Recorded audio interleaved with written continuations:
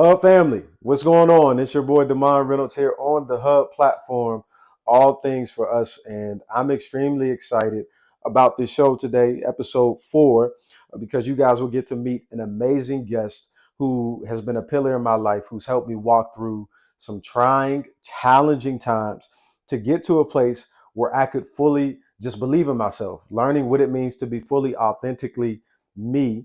And so today you'll get to hear from somebody who talks about something that I think African people of descent in this country need, which is uncovering your greatness.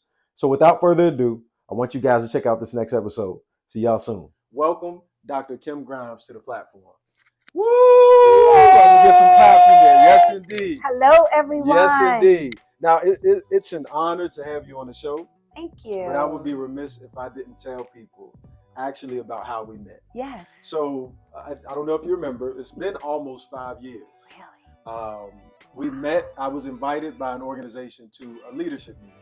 It was a weekend, it was like a Saturday. I didn't know what to expect, but I had a mutual connection, a really great person invited me. And so I showed up expecting like, okay, we about to talk, we're gonna have some conversations, there's gonna be some pouring in.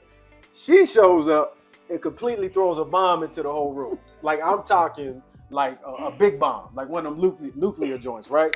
And so we're sitting in this room, and I remember some of the exercises, and I don't want to give too much of it away, but there were some powerful exercises that we did that day, and more importantly, just the conversations and connection that we were able to have. And I remember you had us sitting down in chairs and with people we didn't know. I didn't know nobody really. And we were talking and connecting and sharing our most vulnerable points. And so, Dr. Kim, I hope that people get a glimpse just to share that today through the platform. So I appreciate you being here. How are you? Absolutely. I am absolutely amazing. Yes. I cannot complain. I'm so grateful. Yes. So grateful to be in your presence. Yes. Because you're right, like 5 years ago, oh my goodness. Yes. I remember, and I remember how we connected inside the workshop and after the workshop. And 5 years, time goes by when you're having fun. Yes. So, and life is fun, even though we have life, some of my clients and my mentees say life be lifing. Yeah, so when lifing, right? It's still amazing. And so I am doing absolutely wonderful. I have no complaints. Even though there's things are going on, chaos all around me, I can still hold my head up. Well, you know what? And be. I really appreciate you being honest in saying that, because most people, which I think will be the theme of the show, they won't share, right? That there's that other side. There's the picture of the glacier. You see the top half above the water, but then there's that below part. Oh my gosh. And people iceberg, don't share that point. Iceberg. Exactly. Exactly. I call it a glacier. Iceberg. Right. No, I'm with you. I'm with you. I get it. Yes. So now, Dr. Kim, I don't think in our time of knowing each other, I've ever asked you kind of your origin story. And really just how your work, it seems like this comes from a very personal place, helping others uncover their greatness. Yes. Where did that start for you? Oh my gosh. So if you really knew me, you would know that at the age of 24, I was a widow. And at the age of 24, how many widows do you know? So I found myself a widow where my husband he was killed in the military. He was an Army cook, and he went out to do land navigation, which is a training that we do in the military that orientate us with the terrain in the that we have on land, the terrain with the map. So if we're ever in battle and maybe we are being attacked by the enemy, we can call in air support. So in order to call in air support, you have to know what the grid coordinates is. And if not, we're either going to, get bombed on from our own people, which that had happened. But nevertheless, we need to be able to do that. And that's what he was doing. Someone came up, mistaked him as a deer. And I say someone was an illegal poacher because the person thought he was a deer, thought he can shoot the deer and just take the deer, which he wasn't a deer, and he left the scene. That was the turning point of my life. That was the time of the part of my life that now, as I look back, that was the critical turning point. And I did not realize how much I had attached my being to my husband. I did not realize that I was living a part of my life through him, who was in the Army. I also at the time was in the Army, but I was a reservist. And so when that happened, that was very traumatic. When that happened, I had to, and it wasn't a reassessment. It was, oh my goodness, this is what's happening to me. And so with that, I got angry. That's the easy route. I got angry with the world. I got angry with God. I got angry with everyone and did not want to, for lack of a better word, play with anyone. I didn't want any people in general. I got so agitated with people. You breathe, I was agitated. You didn't have to do anything but stand in a spot and breathe, and I didn't like you. So that's the beginning of my story. But before that, just to share, I'm inner city Philadelphia. I grew up. I'm the fifth child of 8 children. My mother was she was a single parent, and I was the first in my family to graduate out of college and to go that route. But this was in between that, and by the time I turned 24, I had already had my associate degree, and I had went to Fort Drum to be with my husband and to live that life, that that military wife life, that a lot of the military people who are watching this know what I'm talking about. And then November 4th occurred, 1987, and that was so devastating for me. And my life just did, I don't even want to say it was a 360, because it just wasn't that complete. So it was multiple, right? And with that, the military, he was my sponsor. So when back then, 87, when your sponsor is no longer your sponsor, you're detached. So I had 30 days to pack up my belongings and move back home. And back home to me was Philadelphia. I did not want to be in Philadelphia. I grew up there all my life. It was time to go. And so at that time, my sister lived here in Virginia. She was stationed at Langley Air Force Base. And that's how I migrated to Virginia. But in that time when I got here, I was so brokenhearted. I was so, I want to say deranged, because my mindset was full of anger, full of bitterness. It was easy for me to just get through the days, even though I had breakdowns every time. You mentioned my husband's name, or I was reminded of, or if I received a call about the investigation, or I was always in breakdown. And so that part of my life, I could not at that time understand. And I did not want anything to do with God, like absolutely nothing.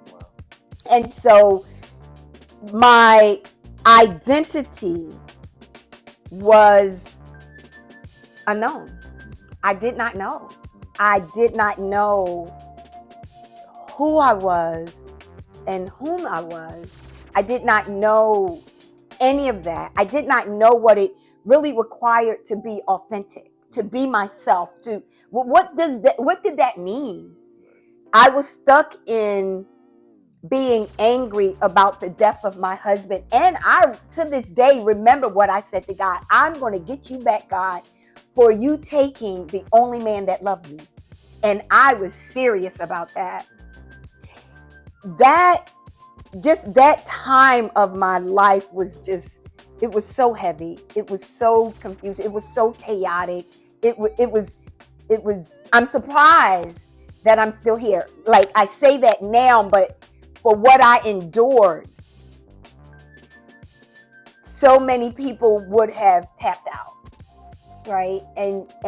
But I think I was just so busy being mad that I didn't think about tapping out. I was busy just being mad at the world and trying to get back at people not wanting people in my life, not wanting to. I'm nothing like I used to be. So the question became, and it wasn't like overnight. It wasn't like a poof. Like I remember being in this space and not knowing who am I and what. Not only that, what do I represent? I became a robot. I went got my degrees and I did all of that and still did not know. But I knew that I eventually realized that what occurred to me, what happened to me, wasn't new to the world, or, people die every day.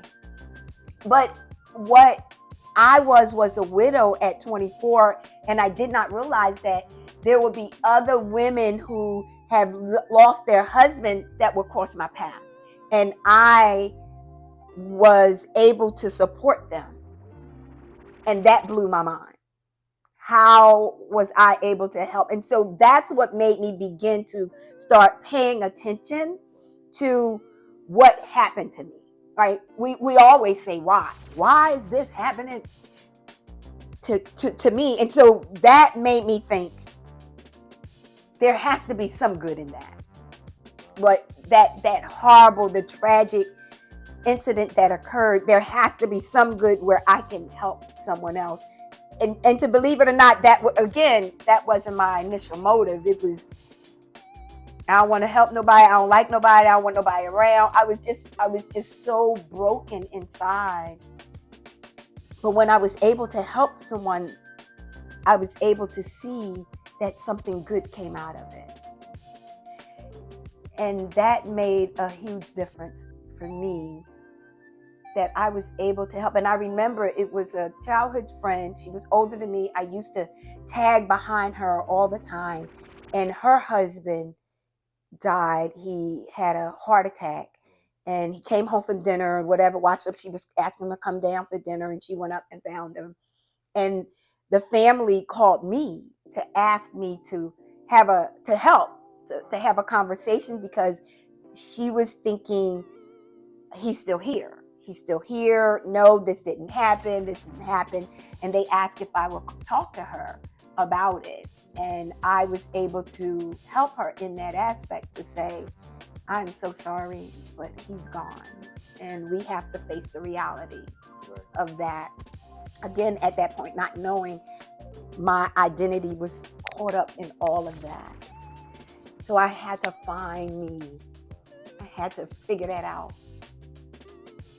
Wow. And it wasn't easy. So for a lot of people, and I liken this, the whole platform is built on, thank you so much, number one. Mm-hmm. This is built on creating a space for mm-hmm. people of African descent. One, mm-hmm. to understand what's been done to a lot of people who are in this country, but yes. also, in particular, those folks who are underserved. Yes. And who live in the hood and who mm-hmm. live in certain spaces where mm-hmm. there's been a ton of trauma. And so to hear you share what you just shared mm-hmm. is eye-opening, number one. Yes. And then the second thing is the fact that you are very aware. Mm-hmm. And even in that space, at least it sounds like you are extremely aware of the fact that, one, I am hurting, this is what's going on. And then later on, it was like God put you in position to kind of pull you out of it. Yes. So going into kind of the next stage, what were the next steps that you kind of took after the situation with your family to say, okay, I'm going to get into some sort of work mm-hmm. That would, one, be able to help from the place that I saw a long time ago as a place where I'm like, God, I ain't even dealing with this. Right. So how did that happen? Okay, so you spoke about being in the hood, and I am a product of that. Mm-hmm. I'm inner city Philadelphia. Yeah. Straight hood, and I tell people I am ghetto. Yeah. I'm so ghetto. I'm the second T in ghetto. Yes. Where when I came to Virginia, after all of that happened, I met my current husband, who at that time straight up was a booty call. I was gonna hit it and quit it, because that's where my mind was. I'm just being real with you. Yeah. He was a straight up booty call. So I had no intentions on getting married. I had none of that. Mhm. But one of the things that he did what he did was he went to church. He grew up. He had both his parents. He grew up with both his parents in the house, and he went to church. So he had the word of God in him. And my thing was, well, I don't want the God in you. I just want you, right? So I would go to church and, act like, all right, I'm here to entertain God or to learn about God or what. That was not it at all. I was just playing my part because, right, he was a booty call and I had to hit it and quit it. That was the plan. Yeah. That was the plan. Well, but it didn't, right. But it didn't, like, so I say all that to say, Lionel, him being, not realizing then that he was exactly what I needed. I did not see that. I did not know that. Right. And even in our conversations as we began to develop a relationship, he said to me that he prayed and asked God to send him a woman that he can love. And I said, and God sent you me? Mm. Oh my gosh, I was so broken. I was the worst of worst. And I said, I can't believe that. But what helped me to begin to see me was Lionel, because I cussed, I drank, I smoked, I partied, that part, I did all that, right? Yeah. I did what I wanted to do and nobody could tell me anything. And even in the military, which I was still in the military, I was mad at everyone in the military, my commanders and just as I sit and I think about it, it was the grace of God that they kept me, because they could have kicked me out. Matter of fact, after I got the news that my husband was killed, I went to my first sergeant, those who know military terms, I was in the Army, and I said, I'm done. I'm done with the military. I'm out. Well, at that time, I was an E4. I didn't know anybody. You don't get out of the military that way. You just don't. It doesn't work that way. So 3 months after all of that happened, I get orders to report to another military reserve unit, which I did, but I'm angry again at everyone. And so my husband, Lionel, now, then we were in the same, division. We were in the same, brigade, in the same brigade. And so I met him at a military training. So I'm saying all that to say that it was him who helped me to see myself. Because like I said, I cussed, I drank, all of that. And when I did that in his presence, he would say to me, you're too beautiful to speak like that. You're too beautiful, to act like that. You're too gorgeous. He helped me to see me at a time when I couldn't see it all. So he held a mirror up to me and he did not judge me. In all the things that I was doing, he just loved me, and that caught my attention. So he was no longer a booty call, right? I said, oh, he's a keeper. And this is what helped me to begin to go in that direction. In a sense, what I mean by that is I'm still mourning and grieving my husband, and my husband died in 87. I met Lionel in 91. So just to put perspective on that, I'm still in, you come to my house, my apartment that I had, it was a shrine because I had Lafayette was his name, pictures up all around. And I said to Lionel, I don't know if this is going to work because I am still mourning my husband. And so I say all this to say, one of the things that Lionel said to me that made me say, ooh, I need to keep him. And this is what I said to him. I said, there are going to be times when I'm going to be crying. I'm going to be mourning. And I'm not going to be crying over you.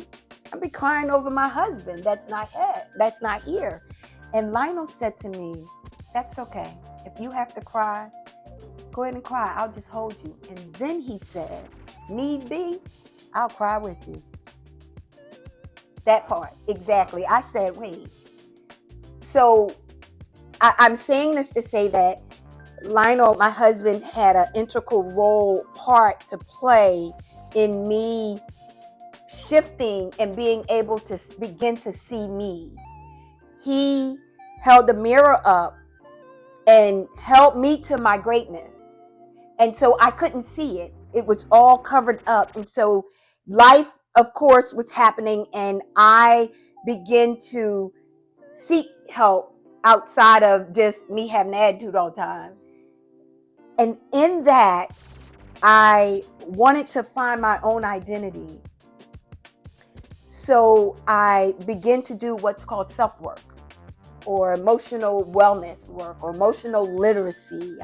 I really began to start looking at myself, looking at how do I show up? Who am I? And not just my name, not just my credentials, but who really am I? What are my passions? What are the things that I like, love, appreciate, and admire about me? Like, what drives me? What is it that I'll look and say, nope, I don't want to do that, right? What are the things I don't like, and what are the things that I do? And so in really making a conscious effort to identify who I am is what helped shift the whole dynamics of what was going on with me, and paying attention to those things. So it wasn't just an overnight thing. It was self-work that I had to do on me. I had to work on me so that I can in turn not only learn how to love me, but how to fall madly, did I say madly, in love with me. And that was a turning point for me, to get to that point where I am so madly in love with me. And to some people it may sound conceited. By no means is it. I know who I am. I know everything about me. And when someone comes up and says, this is who you are, if it's not in alignment with what I know, I'm like, you have the wrong person, because that's not who I am. I put the time in for me, and I really believe that it requires work. It really requires work, and requires what I call self-work. You have to do the work. And if you're not willing to do the work, you're just going to stay exactly right there where you are, in what you're sitting in. And change is not going to come because you don't want it. Right? So I would say that was the next, and in a sense you're saying stage, but that was the next part of my life that I had to, once I began to see myself, not like the victim, woe is me, oh, this happened to me, and being mad with everyone in the world, be able to start looking at, what do I have that is mine, uniquely me, and no one else has it, because we're all uniquely created. And how do I use that to serve others? And I tell you that one person, the first woman that lost a husband and I helped, there were many more to follow that I was able to help in that situation, because and then one of my sister's husband died. And that was like, wow. So I was able to support her in that because I experienced it. And she leaned, in on me because she knew that I experienced that. And so it's doing the hard work that most people don't want to do. Recognizing that it's going to require work. And if you don't want to do the work, you're not going to see results. I was determined at a point that I can no longer be mad at the world. I can no longer just take it out on everyone and then not only that, it was no longer acceptable for me not to know who I was. I used to be Lafayette's wife, right? And now he's gone, and I'm like, now who am I? And so I had to find me in that whole process. It was a journey in finding me. And so now it's really about, now that I'm clear, now it's how do I use my gifts and talents to continue to serve the world? But not only that, to help youth, young adults to do exactly what I did. So when I'm sharing with my clients what to do or giving suggestions, I'm not doing that based off of something I read about. I'm doing it based off of me because it's what I went through. And the results prove themselves because I'm still here, right? And I'm standing in who I am and saying, this is it. Take it or leave it. And if you leave it, I'm okay with that. I'm okay with that. Everybody's not going to like you, and I'm okay with that.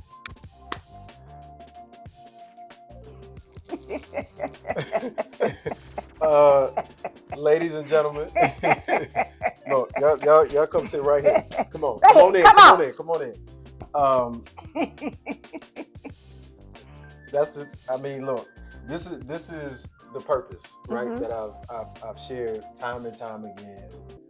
I need people to one be arrested by the knowledge and wisdom that happens on this platform. I told you part of my whole point of this is to bring on people who are tested, tried, and true. That was my theme in the first episode, and here you have it. And so I just again replaying your story, hearing the pain, hearing the struggle, the challenges, and then to see how all of that in Africa, even when I traveled, the whole point was they would say there's strength in your struggle. Yes. And so literally you could find strength in the struggle. Yes. And a lot of times I know folks don't want to harp on it, but there are still communities suffering because they don't have this ability. And this is what I want the world to have. I've had it, I've experienced it from Dr. Kim, and I'm saying, y'all need to tap in. Y'all need to lock in. Wow. I sat back because I'm like, this is I'm on the couch. You see, I'm on the couch. Right. So now in all of that, because you've referenced this throughout the time that you've been talking, uncover your greatness. Yes. What does it mean by your definition to uncover your greatness? Yes. Yeah. Oh my gosh. So I really believe, truly believe that we all are great. Each and every one of us. I believe that God created every last person to be great in their own unique way. Even those who may have disabilities, they are great. We all are. We all are. And so what I recognized in me was my greatness. But what happens is so one of the things, we come into this world, we don't come at the age of 7 or 10 or what, we come in as an infant. We're born into this world. And when we're born into this world, if you are a parent of toddlers, you're going to connect with what I'm about to say. As your baby begins to grow and mature, you start seeing their personality, you start seeing unique things about them. And by the time they reach about 1 and 5, they are truly in their true element. Like they are living who they were created to be. No ifs, ands, buts about it. And so they are loving, they are forgiving, they are creative, they are powerful, they take risks, they when we talk about young toddlers, they're honest, they're open, they're trustworthy, they're direct. And all of this is a good thing. You know, you ever had a toddler sit on your lap and you're talking, and you might have been talking out there and they turn around, ooh, your breath stink, right? Like they're direct. They're just so good at being themselves that in that space of them being themselves, they're like, that's it. And so what the point I'm making is that no one taught them how to love. No one taught them how to be direct. No one taught them how to be honest. No one taught them, you might have had one of your children, those who are watching, you might have had a child who was on the steps right? The top steps, and there might have been 6 or 7 steps, and they're only like 3, right? And they think they can fly, and so they jump off the top of the steps, thinking they can fly, right? They're risk takers, all of that. They're secured in who they are. There's no doubt. And so what I'm saying is, everything we are, it's in us. Everything. We were created with it. Everything. We don't need anything because it's already in us. And scripture says that God knitted us in our mama's womb. And when he knitted us in our mama's womb, he gave us everything. He gave us everything. But what happens is, around the age of 6, it happened to you, it happened to me, it happens to all of us. We interact with someone who says something contrary to who we are. Contrary to who we are. And at that age of 6, we're in our element. So if somebody calls us dumb, stupid, black, ugly, right? That's contrary to who we think we are. And it's like, whoa, wait a minute. Dumb, stupid, you ain't gonna amount to nothing. You'll never be, right? So when we hear it for the first time, it's like, whoa, wait a minute. It's like a culture shock to our own identity that we've been living at from 1 to 5, and now we're 6, and now we're hearing these things, right? Somebody says something to you, and then the next thing that happened is someone, what they said to you, you then say it. Oh, I'm dumb, I'm ugly. In between that, you might wait till you're 7. It might be 8 by the time but you're going to say it to yourself. You're going to repeat what somebody said to you, contrary to who you really are. And then after you say it, you then believe it. So there are a lot of other things that happens that covers up our greatness. So we live in our greatness. Who we are between 1 and 5, we are in our greatness. Everything, period. But because someone says something to us, we say it to ourselves, then we believe it. And I haven't even said what someone did to us physically, right? We haven't even talked about that. And so there is a slew of things that occur that then begins to cover up our greatness. So it covers up our greatness, and we can't see it. We can't see that I'm powerful. We can't see, right? We can't see those things that are so powerful about ourselves and that is so important about who we are. We no longer see it, so we're blind to it. And we can't see it at all. And so now what we're doing is we're looking out, and we're looking at other people that we're saying, okay, maybe I can mimic that person. And I can do okay mimicking that person. Then you realize that's not working. Then you look for somebody else. I'm going to mimic that person. Or I'm going to be like this person. Or I'm going to be like that person. And it doesn't work for you. Because you can't see your own gifts and talents. You can't see it if they're all covered up. And every time something happens, it covers it up. So now at the age of maybe 6, 7, 8, 9, 10, 11, 12, you've gone up, right? 13, 14, 15, 16, 17. And some people, they're in their 30s, they're in their 40s, they're in 50s, some 60s, still do not know their own greatness. They don't know what it looks like. They don't know the size. They don't know the color. They have no idea of what it is. And so now we're dealing with humanity who are clueless of their gifts and their talents. They're clueless. They don't even know. They have what? You think I'm amazing? You think I'm trustworthy? You think that, like what? Wait, where'd you get? Sweetie, it's in you. And this is what I tell them. It's in you. Let's uncover it. So what I created was a exercise that is called Path to Greatness. And in Path to Greatness, I've done it. Right. Put it up. In Path to Greatness, you learn to uncover your greatness. You learn to uncover, because what you're doing is you have to sit down and begin to ask yourself 4 questions. Now, I would be straight up to say I didn't come up with these questions.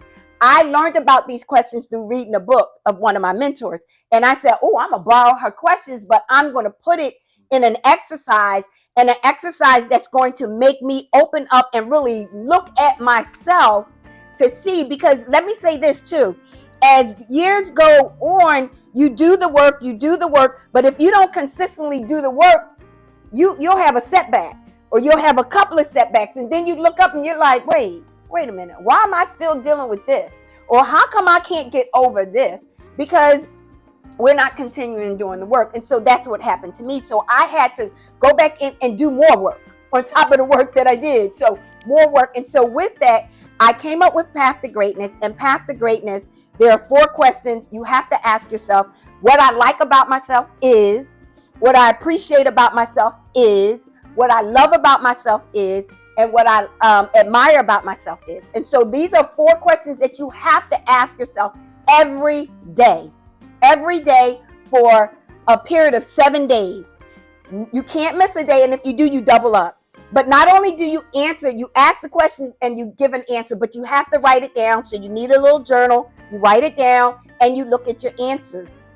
And so then you take your answers and you go into a mirror and you say, what I like about myself are my big, beautiful brown eyes. What I appreciate about myself is how dynamic I am. What I admire about myself is my cocoa brown skin. What I love about myself is my big old smile. What I like about myself is that I'm determined. What I appreciate about myself is that I have tenacity. What I love about myself is that I'm a go-getter. And what I admire about myself is that I will not accept no for an answer. And so you begin to answer these questions, saying them in the mirror, and sooner or later what you'll see is you're beginning to uncover your greatness, so that you begin to see what your greatness, what it is. You can't see it until you uncover it. I don't believe you discover it. I believe you uncover it, because it's covered, because life is happening. When I was 24, life happened to me. My husband died, and a whole lot of my greatness got covered up. And I couldn't see it for years. I could not see my greatness for years. And so when I began to do the work, I start seeing my greatness, and I'm like, oh my goodness, I am so amazing. Oh my goodness. And so once I got a whim or a whiff of this, I said, oh, this works well for me. Oh my goodness. Then I tried it on some other people, because it's not only about me. I start trying it on other people to see if they made a difference. Now, the exercise is 7 days, like I said, but what you do is when you write down your answers, you can't repeat an answer. Notice I didn't repeat an answer. You can't repeat an answer. So if you say what I like about myself or my eyes, you can't say that again. In that whole 7 days, you cannot. And then the second part of this exercise is you repeat it again for another 7 days, but we will allow you to repeat one answer. So, for example, if you said what I like about myself are my big brown pretty eyes, you can't say it in the second week. You can then say what I appreciate are my eyes, or what I like are my eyes, or admire my eyes, or what I love my eyes. You can't say the same right? Like my eyes. So that being said, now you have 14 days of self-work that you did. And when you're done, when it's all said and done, you literally have uncovered 49 of your gifts, talents, things that you like, love, appreciate, and admire about yourself. 49 things that I identify as your greatness, because they're your gifts, your talents, your abilities, they're your strengths and your weaknesses. So you're uncovering these things. Now, I want to say this as well, that life be lifing. I said that before. So life is going to show up, pop you upside your head, and you're going to say, wait, what was that? When that being said, it's going to cover whatever the situation, whatever happened. It may be something traumatic, it may not, but it's going to cover up something that you already uncovered. And so what you're going to have to do is go back in, and you're going to have to do the work again. It's not just 14 days. I tell people, this is a tool. This is a tool that you can use for the rest of your life. Because like I said, something's going to happen. It's going to cover it up. You have to go back in and you have to uncover it. The only objective of that, and here's the caveat of using the tool, is you still can't repeat. So you have your journal. You know what you said about yourself, the 49 things. You go in, you can go in the mirror and you can, read them out loud again for a 2-week period, but then start again another 2 weeks with new answers, uncovering more things in you. So when I talk about your greatness and uncovering your greatness, I believe you're great. I believe we're all great, every last one of us. And there are no two people who are alike. Even when you talk about twins, identical twins, they are not alike. They don't have the same DNA. Science tell you that, right? So with that, that's our greatness. You need to know what these things are. And if you don't, it's a detriment to who you are. So me knowing this about me is what opened my eyes up to who I am and how I show up. And when I show up, I'm clear. I am me unapologetically. I owe no one an apology for me being me. Now, I will say this. If you're fake and phony, you need to start apologizing. Just start apologizing because you're fake and phony, right? So you don't know who you are. And if you're trying to mimic someone else, that's being fake and phony. Start apologizing. You can do it up front. Let me apologize up front, right? I'm being fake right now. This is not who I really am, but I'm just going with the flow, trying to fit in. And that all that kind of stuff, that part there, instead of just showing up being your authentic self. In order to know who you really, really are, you have to do the work. Wow. Ladies and gentlemen, masterclass. There you go. In a culture that has, for years, and this is probably geared towards whether it's women, black women in particular, beauty standards, whether it's been hair being talked about to get a job, whether it's the way that some folks speak, whether it's the way that some people look.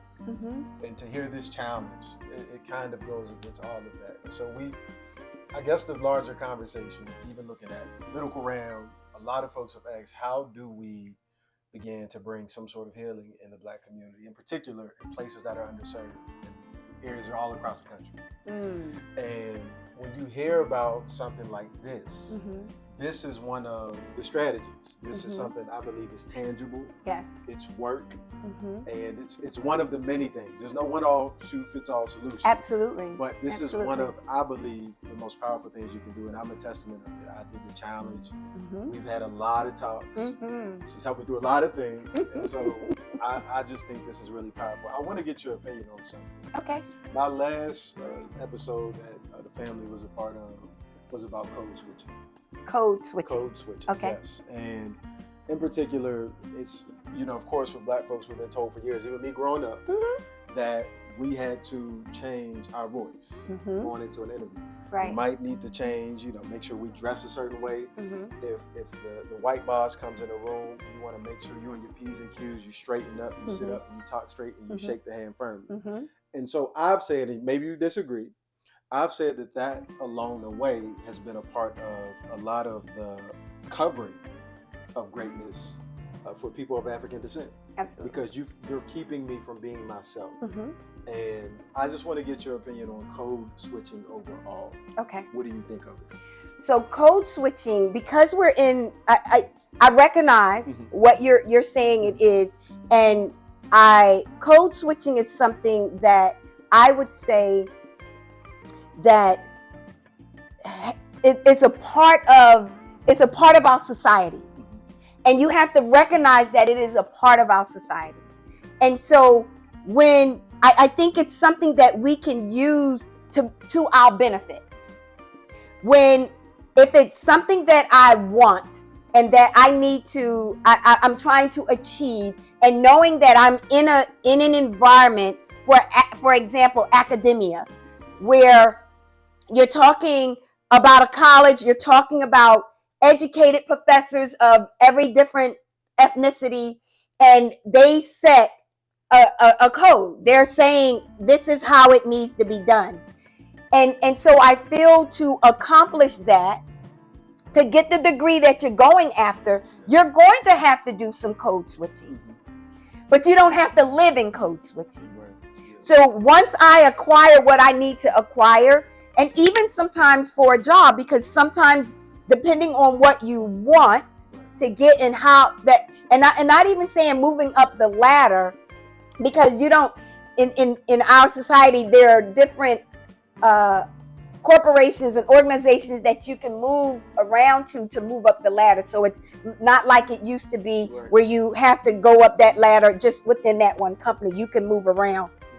So when you say code switching to me, I clearly see it and see that I've done it enough to get what I want.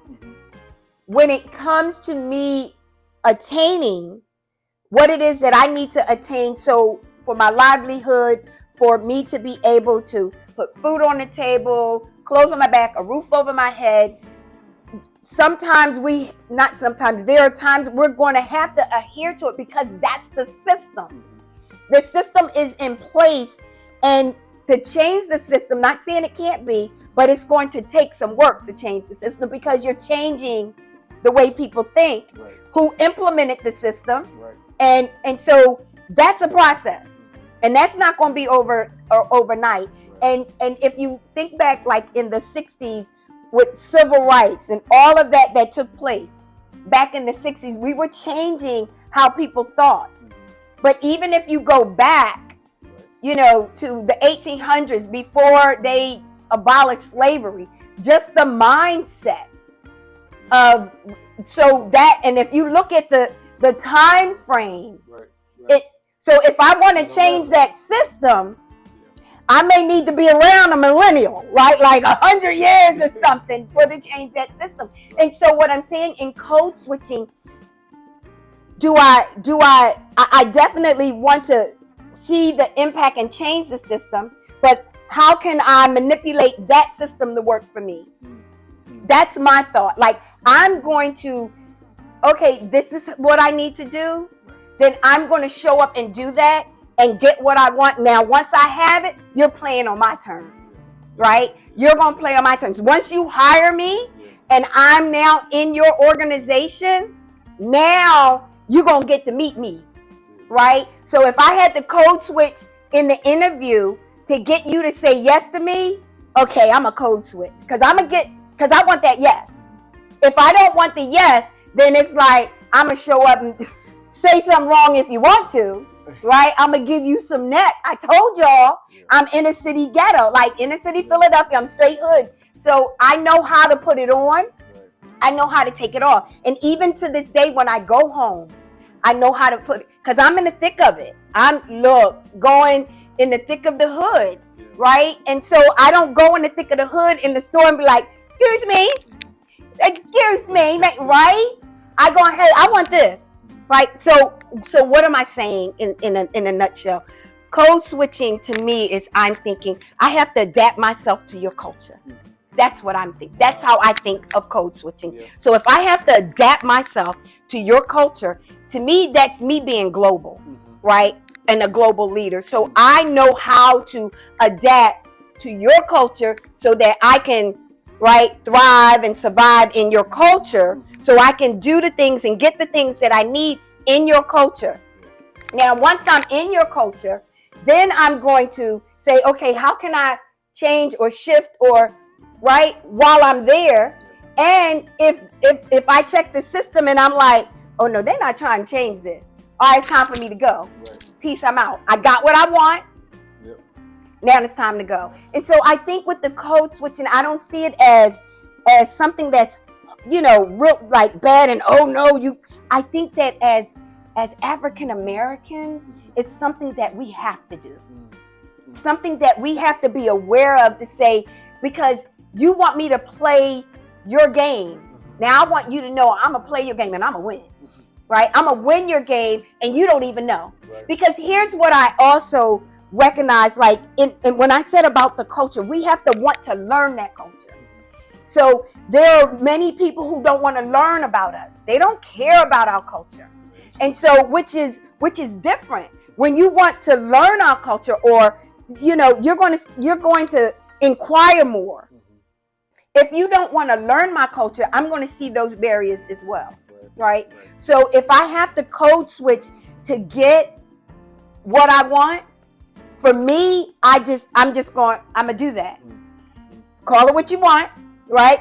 Sometimes it might be manipulation, whatever, but it works because I need to get what you have so that I can, not to feel like accomplished, so that I can get the things that I need, that I feel that I need as a woman, as a Black woman, to get that. Now, once I have it, now you're playing on my terms, right? And so, and I make it clear. So, and I'm not going to make it clear like, okay, I'm here now, you gotta, no, I'm going to teach you.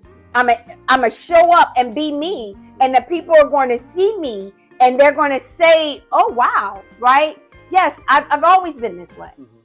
You just hired me, right? Or allowed me in, but so I'm going to learn your culture. I'm going to adapt to your culture, and then I'm going to see what's in your culture that I can improve on or help you improve on, right? As I learn your culture. So when you say code switching, I don't see it as a negative thing. I see it something in our society as African Americans that it's something that we have. It's like that we have to learn how to play, and absolutely, because where we are, yes, change has occurred, but is it how we want it to be, right? And will we see it? Probably not. But exactly. So how do I continue to live in this society, contributing the way, my gifts and my talents, and being me, and not allowing someone to dictate to me who I am? Like, that's that self-work that I did that says, no, you're not going to tell me that I need to do this or I should be over here. That's not going to work. But if you're open enough, then I'm going to educate you, right? If you're not, then sucks to be you, because you're missing out. So I say that to say it's a terminology or something that I feel that we should recognize as a part of what we have to do,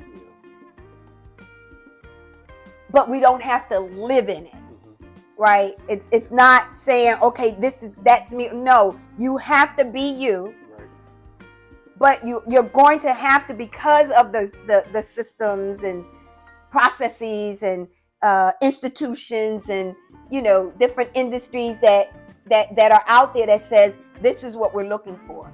Okay, let me show you. I can do that. Right. And then once you say yes, okay, now I'm gonna show you more. Yep. Do you see what I'm saying? Yeah, I think it's an amazing conversation, and it falls under kind of what we've been discussing, of course, throughout this, about uncovering your greatness, in particular because I think a large part of the platform is pointing out things that we've had to assume, and things that we've had to use as a form of survival over the years, and part of a culture seeing it evolve, which, like you said, it may take years and years, and we might not be here to see it until that shift has really taken place. Right. But I think it's a critical conversation that I've just been wanting to get a lot of opinions on. But also just really to dissect it, because I have one opinion, but then I also know everybody's different in terms of what they think about it. So. And can I add this too, because this just popped in my head as well. You have to know your stereotypes, right? You have to know in code switching, you have to know the stereotypes. And what I mean by that is, so a stereotype for African American woman, when we are direct, assertive, then they say we're angry. We're mad Black woman. So when I find myself in a situation where I have to address multiple ethnicities of people, and what I am going to code switch on them, but I'm also going to let them know of my ethnicity. And so one of the things that I do is I acknowledge them. So I will say, I acknowledge your expertise, whatever it is. If it's a doctor, lawyer, whoever it is, I acknowledge your expertise. And one of the things that I'm not going to do is disrespect that. But my expertise as a life coach, and what I've been doing over the years, this is what I know. And so I will address them in a way that keeps the human dignity intact, right? That's so important. People will acknowledge you and will be open to you when you're not attacking them. And even though they have a stereotype in their head or mind about who I am, or they may feel that I'm angry or I'm upset, but when I go in and I begin to acknowledge who they are and acknowledge their expertise and acknowledge the things that they've done, even if it's inaccurate, right? Or they did it in, wrong or whatever. When I begin to acknowledge their humanness, they're open. They become open. And that's what I do. So when I walk out of that room, if they so choose to feel that I'm an angry Black woman, that's out of my control. I can't control that. But they definitely had an experience where I had respected their human dignity. And what they can't say is that I stripped their human dignity from them, because that's something that I honor. We're all human. We all breathe the same oxygen. Cut me. Watch I bleed. Cut you. Watch you. And then watch. The blood is going to be same color. Yeah. And if we don't manage it, right? If you cut a major artery and you don't stop the bleeding, guess what? You're going to die. Right? So we're the same. And I just honor that. That's what I do different. I'm going in knowing my stereotypes, knowing I know my audience, right? And I know what they think. Not saying they're thinking that. I know what the stereotypes are based on me coming in, because I'm direct. I'm not going to hold punches, but I use my expertise as well. So when I'm speaking to them and they're saying something to me, I listen and I'll give it back to them. Here's what I hear you saying. And I'll share with them exactly what they said. That validates them even more. So in me conversating and how I show up, one of the things that I like to do is to validate the person on the other end, because knowing what I know from my experience and my expertise, that person's showing up feeling invalidated. They don't know who they are. They're still trying to figure it out, right? But me knowing what I know and knowing the average person is going to show up like that, I'm going to validate them.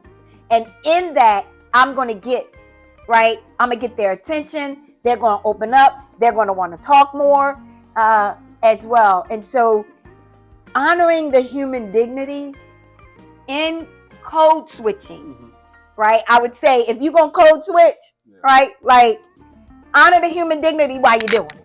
How about that? Got you. Appreciate it. So I want to also make sure, by now, if you haven't, guessed it, I mean, she's studied a lot. She's got degrees. She does a lot of work.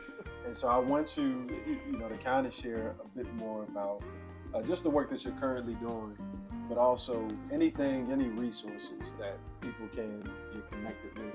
Yes. That will be connected to you, because I want to point them towards it. As I said, this is a place of resourcefulness, and I want people to be able to just pull tangible things that they can use. So if you want to share.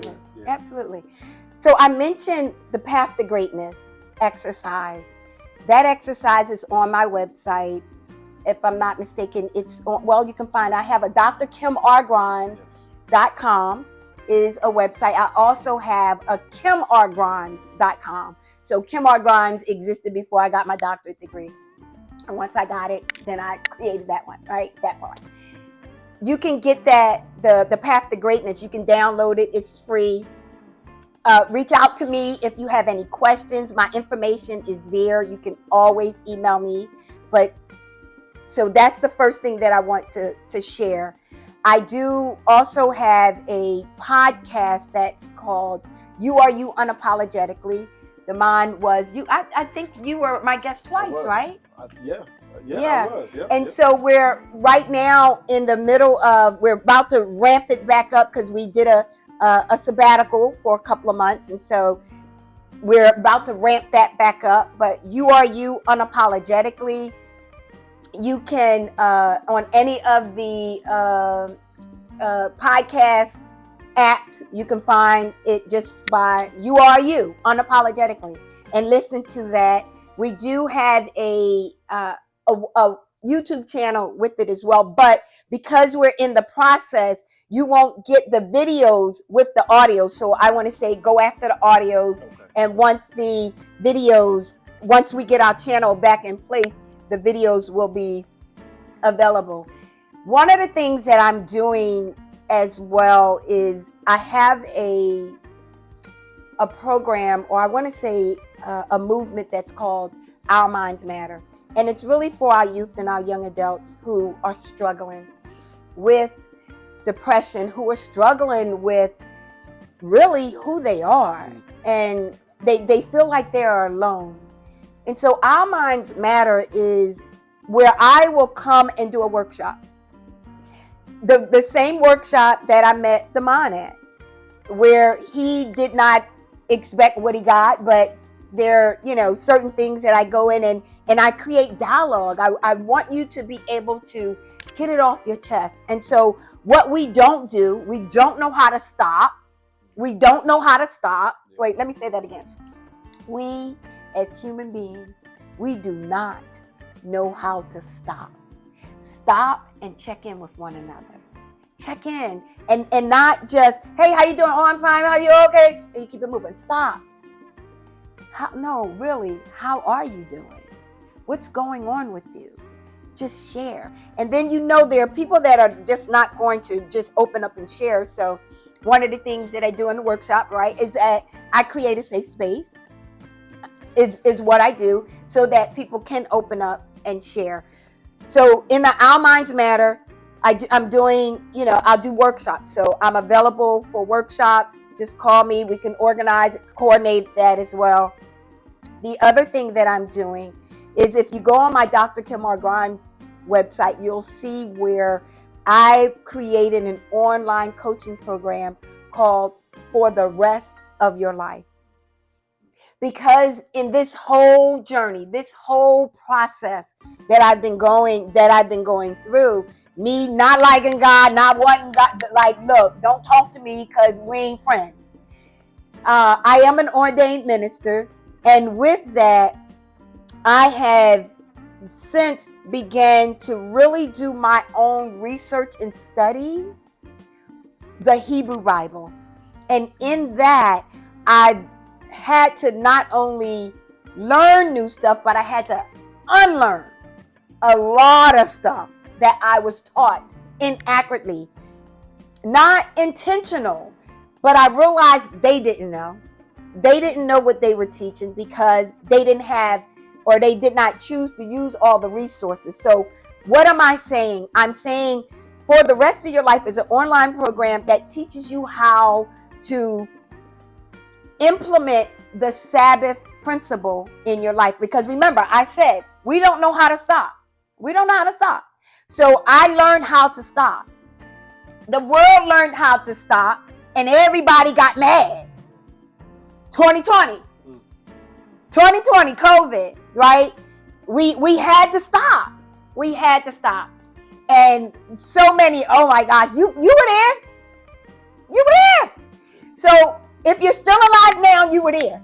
So with that being said, that online program, it teaches you how to stop and how to implement the Sabbath principle in your life, where you're learning how to lean in and lean on God, but also sit in His presence.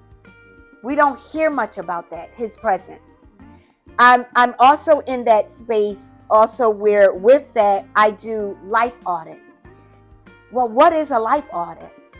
So you have been going through life and it's just not like you still don't know. You don't know who you are. You don't know what you want. You don't know where you want to go. So I offer life audits to help you get an idea of where you are in your life and where you want to go or where you want to be. So the life audit is something that I offer as well, on top of or before you actually go into the for the rest of your life. The path to greatness is something that doesn't cost. It's free. It's work that you can do. The life audit of course is at a cost. So if it's something that you're interested in and you're like, I really need to see, where am I? Like, what are you thinking? What do you feel you need? What is your relationship like with God? Do you believe in God? Do you want to believe in God? Like, no judgment. If you don't, it's okay. But to have a life audit, it basically helps you to get a picture of where you are, regardless of your age, but where you are. And then it will help you to see or get a better idea of where you want to go or where you want to be. So that's something that I do as well. I am in that space of learning. I really believe that the best, like, I'm my best teacher. So I was sharing with Damon how heavily guarded I am when it comes to someone else teaching me about the Word of God. I don't trust it to just anyone anymore. I used to, but I no longer trust that. And so there's an app that I have been using that I would love to share. It's called the BibleProject.com. That app I've been, and their program is what I have used to really come to know what I need to know about God. And so it's a free app. It's out there. Just Google it, BibleProject.com. It is an amazing tool. And this is the tool that I go to every day to learn what it is that I need to learn when it comes to learning the ancient Hebrew scripture, right? And so the last thing I want to share about what I've learned is I learned that for me, for years, I used to bring my culture in with reading the Bible, or if someone says to me, read the Bible, I would bring my culture in. And what do I mean by my culture? Like my cars, my finances, my house, how I dress, what I think, all of that. I would bring that to the table when I read the Bible. Right. And so what I've since learned to do is take it off and leave it at the door. Because what you want is you want to understand the ancient Hebrew scripture from the perspective of the author. And back then, like now, if you ask about the literacy rate in our country, it may be about 5%. It might be less than that. Don't quote me because I don't know. But it's a small percent of people who do not know how to read and write. Well, in the first century and even before that, that was flipped. Only 5% of people read and write, and everybody else didn't. So when you read scripture on a page, you have to have in your mind that whoever wrote this, right, it wasn't written for everybody so that they can read it, because they couldn't read and they couldn't write. So just getting in the mindset of the author. There was no cars, there was no internet, there was none of that, right? And even what they wore was totally different. And so what am I saying? I'm in a space where I want to teach and serve the world, so that people can see who they really are. But I also, because I'm a Jesus follower, I want those people who are looking, who don't know, who are confused, are not clear, to come to know Jesus, because that's what I stand for. And in that space, you have to take off a lot of the stuff that you learned in order to really get to the nook and cranny of what is really written. I believe that everything in the Bible from the beginning to the end all points to Jesus. That's what I believe. And I believe it because I did my own research based off of the resources that I shared with you. That's what I believe. And I'm not sitting here to say this for you to believe it. I'm saying do the work yourself. Do the work yourself. And when you do the work and you want to do the work, you will find the answers. So that's what I have to offer.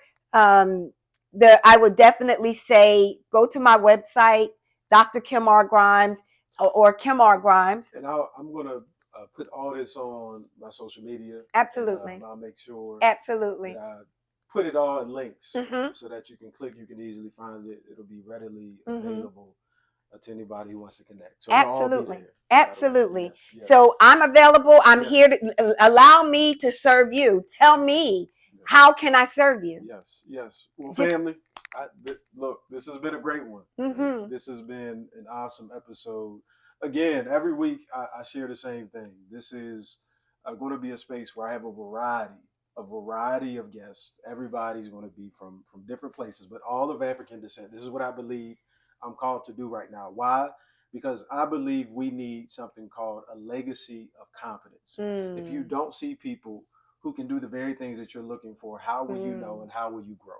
And so this is a huge part of what I'm looking to do, what I aspire to do. And Dr. Kim literally just blew us away by sharing her story, her testimony, a lot of what this was about. So Dr. Kim, thank you so much for joining the platform. Thank you so much for sharing your insight, your wisdom. I'm sure people will benefit from this. And I look forward to having you as one of my recurring guests for sure. Absolutely. There's a few folks who I'm like, absolutely, they will come back because we need some more fire. But again, Hub family, thank you so much for tuning in. All things for us. See y'all soon. Oh, and make sure you hit that subscribe button. Don't just be watching it like the way we support each other. Hit that subscribe button. Hit a little like on it. Maybe comment a little bit. Either way, if you don't like it, you do like it. Just make sure it's respectful. That's all I ask. All right. Thank you. See y'all soon. Thank you. Bye-bye.